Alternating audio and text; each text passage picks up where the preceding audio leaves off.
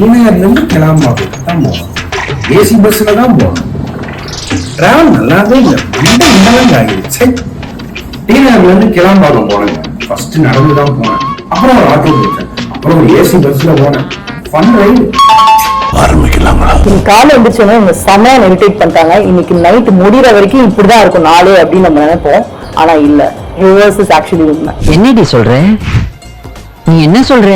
லைஃப்ல எப்பவுமே ஒரு நாள்ல 5 நல்ல விஷயம் நடக்கும். ஆனா ஒரே ஒரு கெட்ட விஷயம் நடந்துருச்சுன்னா அந்த என்டையர் டே ஒரு பேட் டே அப்படின்னு தான் நம்ம மைண்ட் நம்மளுக்கு யோசிக்க வைக்கும். இப்படி எல்லா நாளுமே நம்மளுக்கு எல்லாமே பீஸ்ஃபுல்லா நடக்கணும் அப்படின்னு நம்ம எதுவும் பார்க்க முடியாது. அட் த சேம் டைம் நம்ம மைண்ட் சொல்றதான் நம்ம நம்பணும் அப்படின்னு அவசியமும் கிடையாது. நம்ம மைண்டை நம்ம கண்ட்ரோல் பண்ணலாங்க. ஸோ லைஃப்ல ஒரு நாள்ல ஒரு நல்ல விஷயம் நடந்தா போதுங்க. அதே திரும்பி திரும்பி நினைச்சு பார்த்து எவ்வளவு கெட்ட விஷயங்கள் வந்தாலும் அதை ஓவர் கம் பண்ண ட்ரை பண்ணுங்க. இன்னைக்கு உங்க நாள்ல எந்த ஒரு விஷயம் நிரந்தரமா நடந்துச்சு அப்படின்றத கீழே காமெண்ட் செக்ஷன்ல எங்க ஷேர் பண்ணுங்க.